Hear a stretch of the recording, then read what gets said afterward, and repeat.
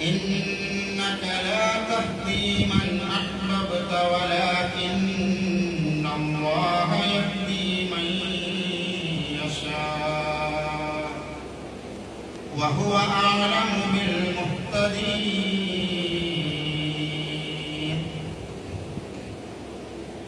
പ്രിയമുള്ള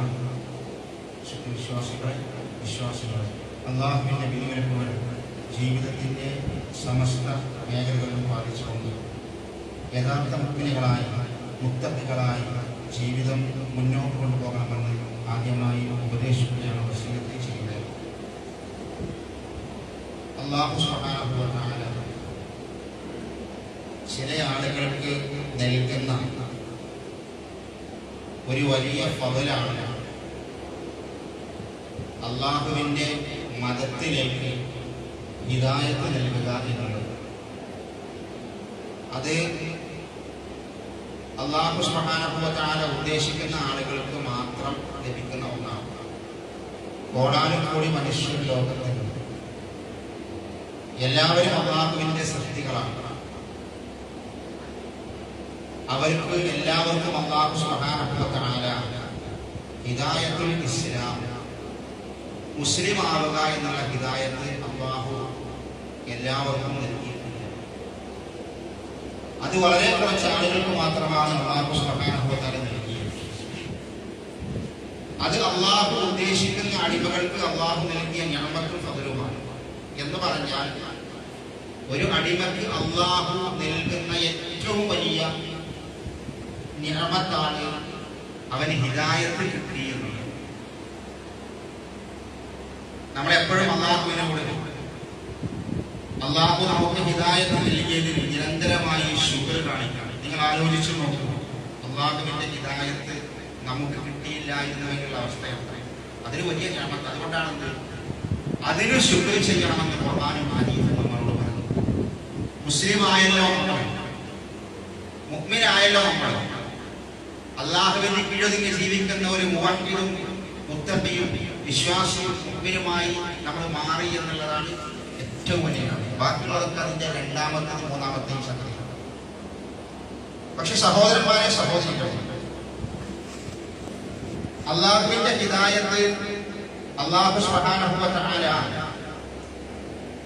എല്ലാവർക്കും നൽകുകയില്ല എന്ന് ഖുർആനിലൂടെ അല്ലാഹു നമ്മളെ പഠിപ്പിച്ചിട്ടുണ്ട്. അതിന് അല്ലാഹുവിന്റെ തൗഫീഖ് വേണം. ചില ആളുകൾക്ക് അല്ലാഹു തൗഫീഖ് നൽകുമ്പോൾ തൗഫീഖ് കിട്ടി അവർക്ക് ഹിദായത്ത്. അല്ലാഹു ഖുർആനിലെ സൂറത്ത് യൂസുഫ് 103-ാമത്തെ ആയത്തിൽ അല്ലാഹു പറയാണ്, വമാ അക്തറുൻ നാസ് വലൗ ഹറസ്ത ബിമുഅ്മിനീൻ. അല്ലാഹുവിന്റെ പ്രവാചകനോട് അല്ലാഹു പറയാണ്, ഒരുപാട് ആളുകൾ മുഅ്മിനീങ്ങളാവണം, മുസ്ലിമീങ്ങളാവണമെന്ന ആഗ്രഹം പ്രവാചകനുണ്ട്. പക്ഷേ അവര് അതാവുകയും അത് അല്ലാഹുവിന്റെ തൗഫീഖ് അവർക്ക് മാത്രമാണ് കിട്ടുക എന്ന് അല്ലാഹു സുബ്ഹാനഹു വ തആല പറയാണ്. മുഹമ്മദ് നബി എത്ര നിങ്ങൾ ആഗ്രഹിച്ചാലും ശരി, എല്ലാവർക്കും അതിലേക്ക് വരാൻ സാധ്യമല്ല എന്ന് അല്ലാഹു പറയണം. അപ്പൊ നിങ്ങൾ ആലോചിച്ച് നോക്കൂ, നമ്മൾക്ക് കിട്ടിയ മഹത്താനിച്ചു നമ്മൾക്ക് അതിന്റെ വില അറിയില്ല. നമ്മളിതിന്റെ ഉള്ളിൽ ഇങ്ങനെ പെട്ട് ജീവിക്കുന്നത് കൊണ്ട് അതിന്റെ മഹത്വം നമുക്ക് അതിലൊന്ന് ചിന്തിക്കണം. നമ്മൾ ആലോചിക്കണം, എത്ര മഹത്തമായ ഒരു സ്ഥാനത്താണ് നമ്മളുള്ളത്. ലോകത്ത് കോടാനുകോടി മനുഷ്യർക്ക് ആർക്കും ലഭിക്കാത്ത ഒരു വലിയ സ്ഥാനം അല്ലാഹു നൽകിയല്ലോ എനിക്ക് എന്ന ചിന്ത ഇടയ്ക്കിടയ്ക്ക് സഹോദരങ്ങളെ നമ്മുടെ മനസ്സിലേക്ക് വരണം. നമുക്കിഷ്ടമുള്ള ആളുകൾക്ക് ഹിദായത്ത് കിട്ടിക്കോണമെന്നില്ല. അല്ലാഹുവിന് ഇഷ്ടമുള്ള ആളുകൾക്ക് മാത്രമാണ് അല്ലാഹു ഹിദായത്ത് കൊടുക്കുന്നത്. ഇപ്പൊ നിങ്ങൾ ആലോചിച്ചു, നമ്മളെ കൂടെ ഒരുപാട് കാലം ജോലി ചെയ്യുന്ന, നമ്മളെ കൂടെ താമസിക്കുന്ന എത്രയോ ആളുകളുണ്ട്. അവർക്ക് ഖുർആനും ഹദീസും അറിയാത്തതൊന്നുമല്ല, പക്ഷെ അവർക്ക് അത് അറിയുന്ന ആളുകൾക്ക് പോലും ഇസ്ലാമിലേക്ക് വരാൻ കഴിഞ്ഞിട്ടില്ല. നമ്മളെക്കാൾ ഇസ്ലാമിനെ കുറിച്ച് അതിന്റെ മഹത്വം സംസാരിക്കുന്ന എത്രയോ അമുസ്ലിങ്ങളുണ്ട്. മുസ്ലിമായ നമ്മളെക്കാൾ ഇസ്ലാമിനെ കുറിച്ച് ആഴത്തിൽ പഠിച്ച മുസ്ലിമീങ്ങൾ അവര് അവരുടെ ഫേസ്ബുക്കിലും യൂട്യൂബിലും അവരുടെ ചാനലിലും ഒക്കെ അവർ ഇസ്ലാമിനെ കുറിച്ച് വിശാലമായി സംസാരിക്കും. നമ്മൾ പറയും, എന്നിട്ടും അയാൾ മുസ്ലിമാവാത്ത, എന്നിട്ടും അയാൾക്ക് ഇസ്ലാമിലേക്ക് വരാത്തത്. അതങ്ങനെ കിട്ടുന്ന ഒന്നല്ല. എത്ര ആഴത്തിൽ പഠിച്ചാലും കിട്ടുന്ന ഒന്നല്ല. മുസ്ലിമായ ഒരു മനുഷ്യന്റെ കൂടെ നൂറ്റാണ്ടുകൾ താമസിച്ചാലും കിട്ടുന്ന ഒന്നല്ല. മുസ്ലിമായ ഒരാളുടെ കുടുംബത്തിന്റെ കൂടെ വർഷങ്ങളോടെ താമസിച്ചാലും കിട്ടുന്ന ഒന്നല്ല. അത് അള്ളാഹു നൽകുന്ന തൗഫീഖാണ്. അത് അള്ളാഹു നൽകുന്ന തൗഫീഖാണ്. അതുകൊണ്ടാണ് ഇസ്ലാമിനെ കുറിച്ച് ധാരാളമായി സംസാരിക്കുന്ന പല ആളുകളും അവർക്ക് ഇസ്ലാമിന്റെ മഹത്വങ്ങളൊക്കെ അറിയാമെങ്കിലും അവർ ഇസ്ലാമിലേക്ക് വന്നിട്ടില്ല. അത് ഒരു നൂറാണ്, ഒരു പ്രകാശമാണ്. ആ പ്രകാശം അള്ളാഹു നൽകണം. അത് കിട്ടാതെ കുറെ ആളുകൾ പറഞ്ഞിട്ടുണ്ട്. ചില ആളുകളുടെ ഹൃദയങ്ങൾക്ക് അള്ളാഹു ശീലി വെച്ചിട്ടുണ്ട്. അതിന്റെ ഉള്ളിലേക്ക് അത് കടക്കില്ല. എത്ര ഖുർആൻ ക്ലാസ് കേട്ടാലും അവർ ഇസ്ലാമിലേക്ക് വന്നോളന്നില്ല. അത് അള്ളാഹ് തുറക്കണം. ഖുർആൻ ക്ലാസ്, പ്രഭാഷണം, മതപഠനം, വഅദ് ഒക്കെ ഒരു കാരണങ്ങളാണ്. അള്ളാഹ് തുറക്കണം അവരുടെ ഹൃദയം. അള്ളാഹ് പറയാണ് ചില ആളുകൾക്ക് അള്ളാഹു അവരുടെ ഹൃദയത്തെ ശീലി വെച്ചിട്ടുണ്ട്.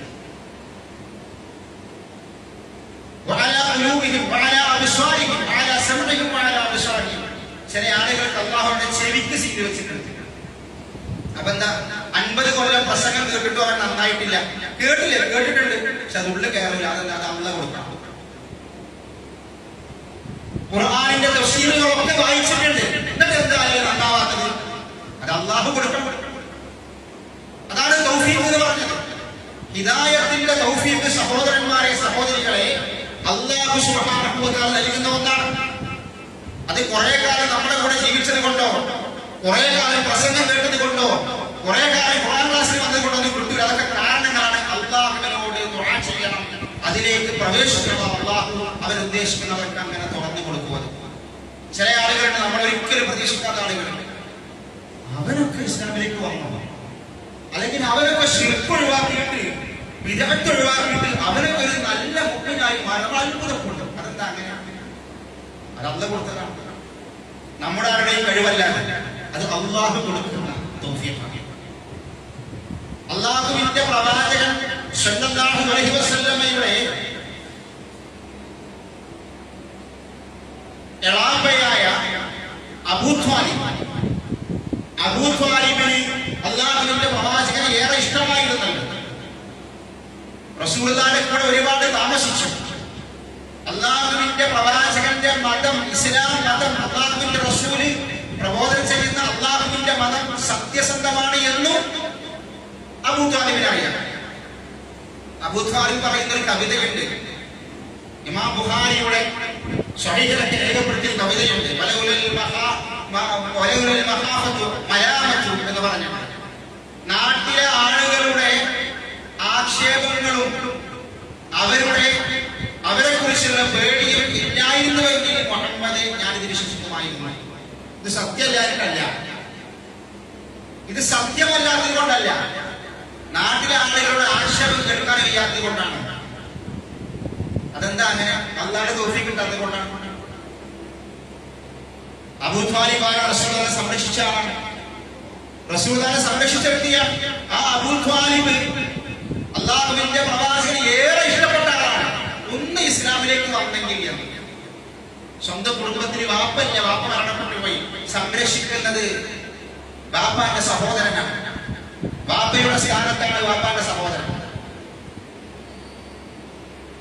എളാപ്പയും മൂത്താപ്പയും അങ്ങനെയാണ്. വാപ്പല്ലെങ്കിൽ വാപ്പാന്റെ സ്ഥാനത്ത് ആ കാർമ്മികത്തിൽ നിക്കാഹാര നടത്തുക. അത് എളാപ്പയും മൂത്താപ്പയും നടത്തും. അല്ലാഹുവിന്റെ റസൂൽ ഹദീസിൽ പറഞ്ഞിട്ടുണ്ട്, എളാപ്പയും മൂത്താപ്പയും ഒക്കെ വാപ്പയുടെ സ്ഥാനത്ത്. വാപ്പയും ഉമ്മയും ഒക്കെ എളാപ്പയും മൂത്താപ്പയാണ്. ഏതെങ്കിലും ബന്ധത്തിൽപ്പെട്ടതല്ല. വാപ്പാന്റെ ജ്യേഷ്ഠൻ, അനിയൻ, അത് വാപ്പാന്റെ സ്ഥാനത്താണ്. അതുകൊണ്ടാണ് അവർക്ക് സ്വത്തോഹരി എന്ന് പറഞ്ഞത്. സ്വത്തോഹരി വരെ ഉണ്ടല്ലോ. നിക്കാഹിന്റെ കാർമ്മികത്താരാണ്? അതും ഇവരാണല്ലോ. അമ്മാവന്മാർക്കില്ല. അമ്മാവന്മാർക്ക് ഇസ്ലാമിൽ ഒരിക്കലും നിക്കാഹിന്റെ കാർമ്മികത്തെ വഴിയില്ല. ചില ആളുകൾ അങ്ങനെ വ്യക്തി ചേർക്കാറുണ്ട്. അത് അമ്മാനെ കൊണ്ട് നടത്താം. ഇസ്ലാമിൽ അങ്ങനത്തെ നിക്കാഹില്ല, അത് സ്വഹീഹനാവില്ല.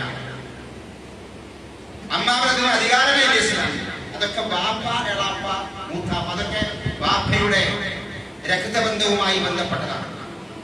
അവർക്ക് സ്വത്തോഹരിയും വരും. ആ എളാപ്പയാണ് അല്ലാഹുവിന്റെ റസൂലിനെ സംരക്ഷിച്ചത്. ആ റസൂൽ സ്വല്ലല്ലാഹു അലൈഹി വസല്ലം വാപ്പ ഈ എളാപ്പ ഇസ്ലാമിലേക്ക് വരണമെന്ന വല്ലാത്ത ആഗ്രഹം ഉണ്ടായി. മരിക്കാൻ നേരത്തെ അവസാന സന്ദർഭത്തിൽ വരെ പോയിട്ട് പറഞ്ഞു, അപ്പൊ നിങ്ങളും ഇസ്ലാമിലേക്ക് വരും.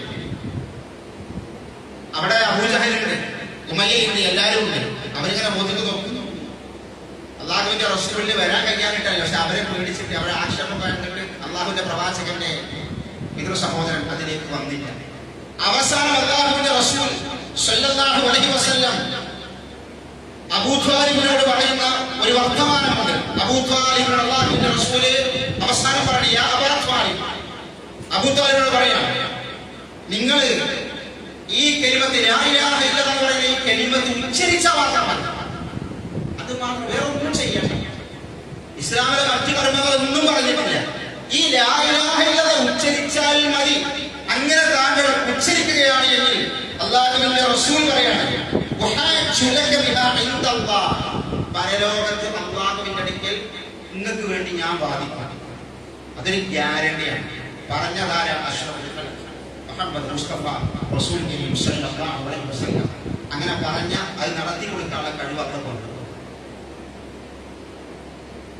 ഞാൻ പറഞ്ഞോ, പരലോകത്തിൽ നിങ്ങൾക്ക് വേണ്ടി അല്ലാഹുവിന് ഞാൻ വാദിക്കും. നിങ്ങളൊന്നും പറഞ്ഞാൽ മതിയാണ്. എന്നിട്ടും നടന്നില്ല. റസൂലുള്ളാഹിക്ക് വല്ലാതെ സങ്കടം ഉണ്ടായി.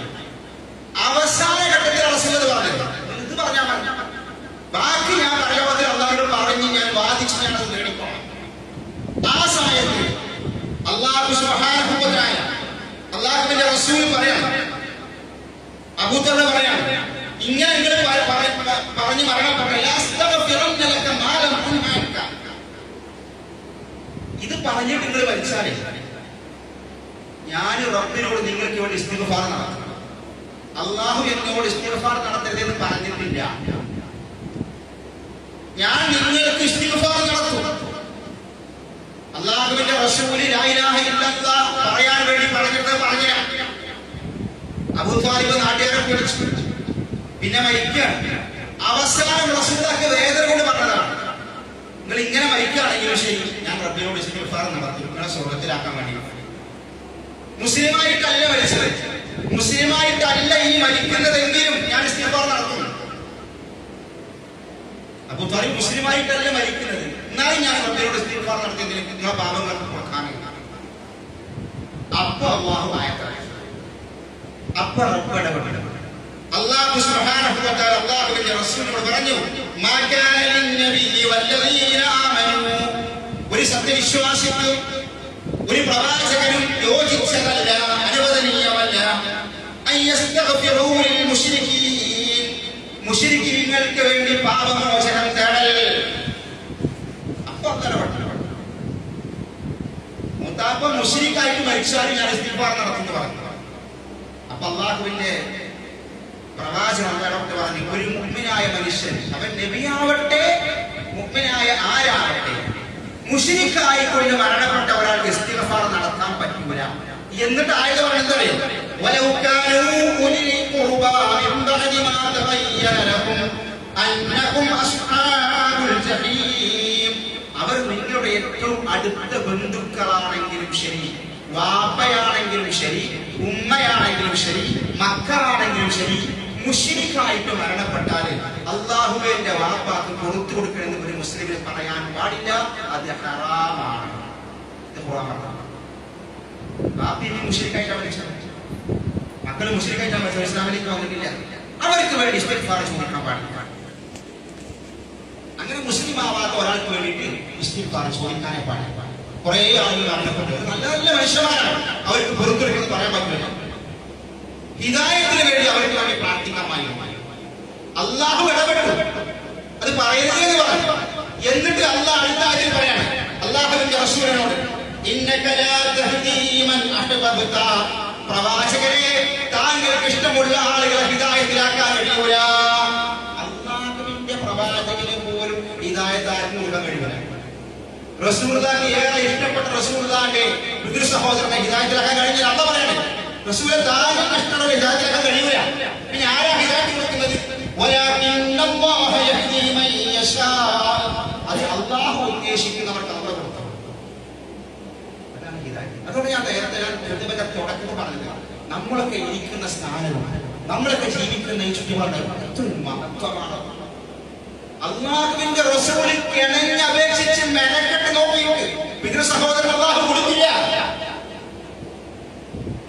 അവർക്ക് കിട്ടാത്ത ഹിദായത്തല്ലേ സഹോദരങ്ങളെ അള്ളാഹു നമുക്ക് നൽകിയത്. ഹംദലില്ല, ശുക്റില്ല. എപ്പോഴും അതിനോട് ഹംദ് കാണിക്കണം, ശുക്ർ കാണിക്കണം നമ്മൾ. മാത്രവുമല്ല അള്ളാഹുവിന്റെ പ്രവാചകൻ സ്വല്ലല്ലാഹു അലൈഹി വസല്ലം ഖുർആൻ ഓതി രണ്ട് പ്രവാചകന്മാരെ നമ്മളെ പഠിപ്പിച്ചു. ഒന്ന് നൂഹ് നബിയും മറ്റൊന്ന് ലൂത്ത് നബിയും. പ്രവാചകന്മാർ, ആ രണ്ട് പ്രവാചകന്മാരെ ഭാര്യമാര് കാഫിരീങ്ങളാണ്. ഞാൻ അതാ നേരത്തെ പറഞ്ഞത്. നബിമാരെ പോലെ ജീവിച്ചു എന്നതുകൊണ്ടോ അവരെ കാലത്ത് ജീവിച്ചു എന്നതുകൊണ്ടോ നമ്മുടെ കുടുംബത്തിൽ ജീവിച്ചു എന്നതുകൊണ്ടോ ഒന്നും ഹിദായത്ത് കിട്ടിക്കൊള്ളുന്നില്ല. അത് അള്ളാഹു. നൂഹ് നബിയുടെ ഭാര്യ കാഫിറാണ്, ലൂത്ത് നബിയുടെ ഭാര്യ കാഫിറാണ്. നൂഹ് നബി വിശ്വാസികളെ, അതിലേക്ക് വരാൻ കഴിയില്ല. അത് അള്ളാഹു കൊടുത്തില്ല, അള്ളാഹു കൊടുത്തില്ല. എന്നിട്ട് അള്ളാഹു ഇവരെ കുറിച്ചൊക്കെ പറഞ്ഞത്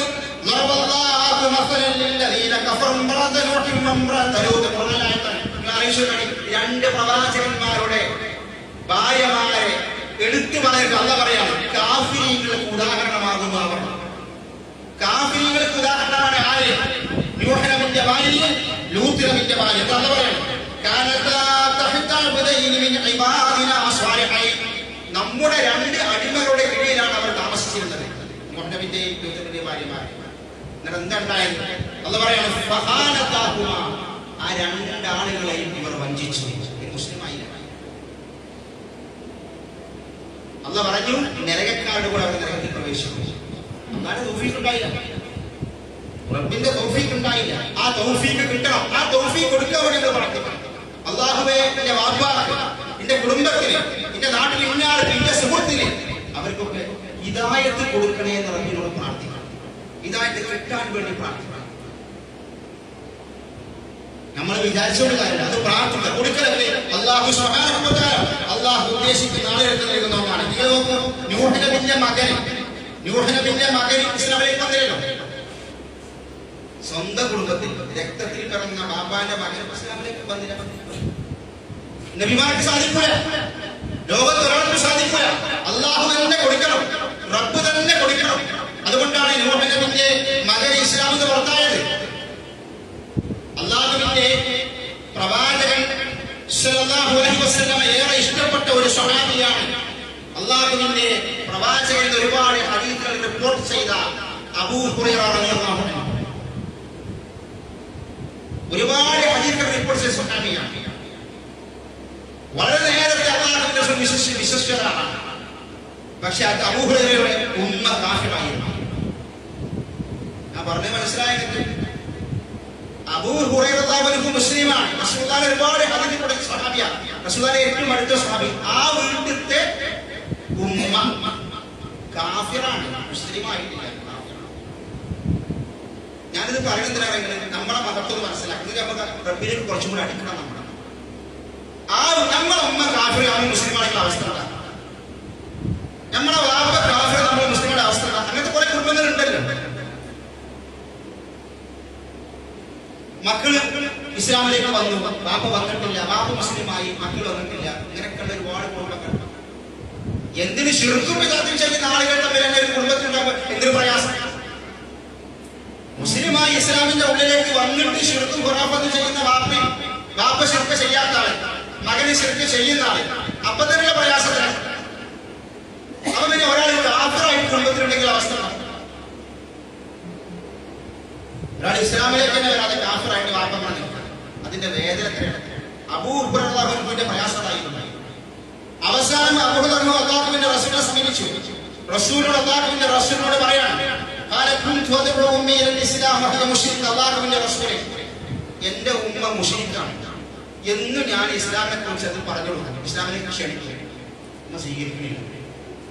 ഉമ്മ സ്വീകരിക്കുന്നില്ല. അല്ലാഹുവിന്റെ റസൂലേ, ഒരു ദിവസം ഞാൻ ഇസ്ലാമിനെ കുറിച്ച് പറഞ്ഞു കൊടുത്തപ്പോൾ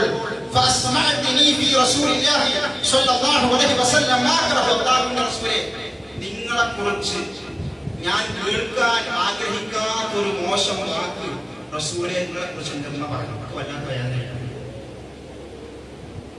ഇസ്ലാമിനെ കുറിച്ച് വീടിന്റെ ഉള്ളിൽ നിന്ന് ഉമ്മാക്ക് പറഞ്ഞു കൊടുത്തപ്പോ ഞാൻ ഏറെ സ്നേഹിക്കുന്ന അങ്ങയെ കുറിച്ച് എന്റെ ചെവി കേൾക്കാൻ ആഗ്രഹിക്കാത്ത വാക്ക് റസൂലേ എന്റെ ഉമ്മ പറഞ്ഞു. ഈ കരച്ചിൽ വന്നു.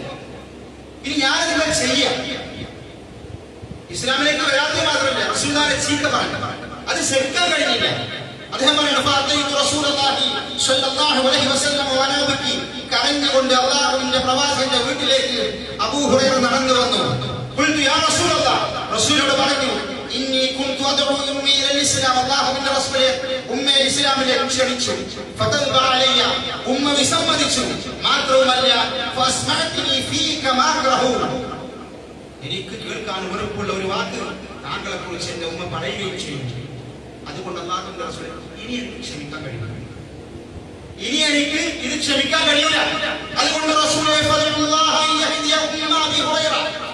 അബൂ ഹുറൈറയായ എന്റെ ഉമ്മക്ക് ഹിദായത്ത് കിട്ടാൻ റസൂൽ ഒന്ന് പ്രാർത്ഥിക്കണം റബ്ബിനോട്. ഇത് അവസാനത്തെ അപേക്ഷയാണ്. ഇസ്ലാമിലേക്ക് വരാതില്ല മാത്രമല്ല, റസൂലിനെ ചീത്ത പറയാൻ തുടങ്ങി. പറഞ്ഞു, റസൂലേ, എന്റെ ഉമ്മക്ക് ഹിദായത്ത് കിട്ടാൻ നിങ്ങളൊന്ന് റബ്ബിനോട് പ്രാർത്ഥിക്കണം. റസൂൽ റസൂൽ പ്രാർത്ഥിക്കണം എന്ന് പറഞ്ഞു. അവസാനം അല്ലാഹുവിന്റെ റസൂൽ ഈ ഉമ്മാക്ക് വേണ്ടി പ്രാർത്ഥിച്ചു. അല്ലാഹുവിന്റെ റസൂൽ പറഞ്ഞു, അബൂ ഹുറൈറയുടെ ഉമ്മക്ക് ഹിദായത്ത് കൊടുക്കണമെന്ന് റസൂൽ പ്രാർത്ഥിച്ചു. റസൂലുള്ളാഹിന്റെ പ്രാർത്ഥന സംശയമൊന്നും. അല്ലാഹുവിന്റെ റസൂൽ പ്രാർത്ഥിച്ചു. അബൂ ഹുറൈറ ഈ പ്രാർത്ഥന കേട്ട് വീട്ടിലേക്ക് തിരിച്ചു. അല്ലാഹുവിന്റെ പ്രവാചകന്റെ പ്രാർത്ഥന കേട്ടുകൊണ്ട് അബൂ ഹുറൈറ വീട്ടിലേക്ക് തിരിച്ചു സന്തോഷത്തോടെ വീട്ടിലേക്ക് മടങ്ങി വരികയാണ്. വീടിന്റെ വാതിൽക്കൽ കടക്കിലേക്ക് എത്തിയപ്പോൾ ഉമ്മ, ഞാൻ വീട്ടിലേക്ക് നടന്നു വരുന്ന എന്റെ കാൽപ്പാദത്തിന്റെ ശബ്ദം ഉമ്മ കേട്ടു. കേട്ട സന്ദർഭത്തിൽ ഫഖാലത്ത് ഉമ്മ വീട്ടിൽ നിന്ന് വിളിച്ചു പറഞ്ഞു, അബൂ ഹുറൈറ നിൽക്കവിടെ എന്ന് പറയുന്നു. വീട്ടിലേക്ക് വരികയാണ്. പ്രാർത്ഥന പ്രാർത്ഥിച്ച് കേട്ട സന്തോഷത്തിൽ വീടിന്റെ അടുക്കലേക്ക് എത്തിയപ്പോ ഉമ്മ കുളിക്കാണ്. ഉമ്മ കുളിച്ച് ബ്രഷുമാലാണ്. കാൽപ്പാദത്തിന്റെ ശബ്ദം കേട്ടപ്പോ മകനാണെന്ന് മനസ്സിലായി. ഉമ്മ പറഞ്ഞു, നിൽക്കവിടെ എന്ന് പറയുന്നു. അബൂ ഹുറൈറ അത് കേട്ടപ്പോ അവിടെ നിന്നു. അബൂ ഹുറൈറ പറയാണ്, ഉമ്മ കുളിക്കുന്ന വെള്ളത്തിന്റെ ശബ്ദം ഞാൻ കേൾക്കുന്നുണ്ടായിരുന്നു. ഉമ്മ കുളിച്ചിട്ട് ഡ്രസ് മാറ്റിയിട്ട് തലമുടിയൊന്ന് നേരെ മറക്കാതെ ധൃതിയിൽ, അതൊരു സമയമല്ല, ധൃതിയിൽ വാതിൽക്കലേക്ക് ഓടി വന്നു. ഫതഹത്തിൽ ബാബു വാതിൽ തുറന്നിട്ട് അവൾ അബൂ ഹുറൈറയുടെ മുന്നിൽ വെച്ചുകൊണ്ട് പറയുന്നു, അശ്ഹദു അൻ ലാ ഇലാഹ ഇല്ലല്ലാഹ് വ അശ്ഹദു അന്ന മുഹമ്മദൻ അബ്ദുഹു വ റസൂലുഹു. സുബ്ഹാനല്ലാഹ്. തലയിൽ തട്ടനുള്ള സമയമൊന്നുമില്ല. ഓടി വന്ന് വാതിൽ തുറന്നിട്ട് മകന്റെ മുന്നിൽ വെച്ചുകൊണ്ട് പ്രഖ്യാപിക്കാൻ, അശ്ഹദു അൻ ലാ ഇലാഹ ഇല്ലല്ലാഹ്, മുസ്ലിമായി മുഅ്മിനായി അല്ലാഹുവിന്റെ റസൂലുള്ളാഹിന്റെ പ്രാർത്ഥന. റസൂലുള്ളാഹി ഹിദായത്തിന് വേണ്ടി പ്രാർത്ഥിച്ചു. ആ പ്രാർത്ഥന സ്വീകരിച്ചു. അബൂ ഹുറൈറയുടെ ഉമ്മ ഒരുപാട് കാലങ്ങൾക്ക് ശേഷം അബൂ ഹുറൈറയുടെ ഉമ്മ ഇസ്ലാമിലേക്ക് വന്നു. എന്നിട്ട് അല്ലാഹുവിന്റെ പ്രവാചകനോട് അബൂ ഹുറൈറ പറയുന്ന വർത്തമാനം അല്ലാഹുവിന്റെ റസൂൽ വീണ്ടും അല്ലാഹുവിന്റെ റസൂലേ, എന്നെയും എന്റെ ഉമ്മയെയും വിശ്വാസികൾക്ക് ഇഷ്ടമുള്ളവരാക്കി മാറ്റണം. അതിനു വേണ്ടി പ്രാർത്ഥിക്കണം. പിന്നെ അവരുടെ അടുത്ത ഡിമാൻഡാണ്, ഞങ്ങളെ രണ്ടാളെയും മുഅ്മിനീങ്ങൾക്ക് ഇഷ്ടമുള്ളവരാക്കി മാറ്റണം. റസൂൽ അതിനു വേണ്ടി പ്രാർത്ഥിച്ചു. ഞാൻ പറയുന്നത് ഹിദായത്ത് അല്ലാഹു നൽകുന്ന ഒന്നാണ്. അത് നമുക്ക് ഇഷ്ടമുള്ള ആളുകൾ, നമ്മുടെ വേണ്ടപ്പെട്ടതൊന്നും കിട്ടിക്കോളുന്നില്ല. അവർക്ക് കിട്ടാൻ വേണ്ടി പ്രാർത്ഥിക്കുക. ആ തൗഫീഖ് അല്ലാഹു നമുക്ക് നൽകിയതാണ്. ആ തൗഫീഖ് കിട്ടിയ നമ്മൾ അതിന്റെ മഹത്വം മനസ്സിലാക്കി സഹോദരന്മാരെ സഹോദരൻ അല്ലാഹുവിലേക്ക് കൂടുതൽ പഠിക്കണം. ഒരിക്കലും തന്നെ രണ്ടാമത്തെ സമയം തരങ്ങൾ ഹിദായത്ത് കിട്ടി മരണം വരെ ഉണ്ടായിക്കോളുന്നുണ്ടാവില്ല. അത് നിലനിർത്താൻ വേണ്ടി പറയണം. നല്ല കുറേ മനുഷ്യന്മാർ ഇസ്ലാമിലേക്ക് വന്നിട്ട് പിന്നെ ഇസ്ലാമിൽ നിന്ന് കുറെ ആൾക്കാരുണ്ട്. ഒരിക്കലും പേരിട്ട് വന്നിട്ട് എക്സ് മുസ്ലിം അത് കാഫിറാണ്. അത് എക്സ് മുസ്ലിം അല്ല, അത് കാഫിറാണ്, മുർത്തദ്ദാണ്. ഇസ്ലാം ഒന്ന് മുർത്തദ്ദായി പോയ ആളുകൾ. ഈ കിട്ടിയ ഹിദായത്ത് നിലനിർത്താൻ വേണ്ടി റബ്ബിനോട് പ്രാർത്ഥിക്കണം. അല്ലാഹു സുബ്ഹാനഹു വ തആല നമുക്കതിന് തൗഫീഖ് തരുമാറാവട്ടെ.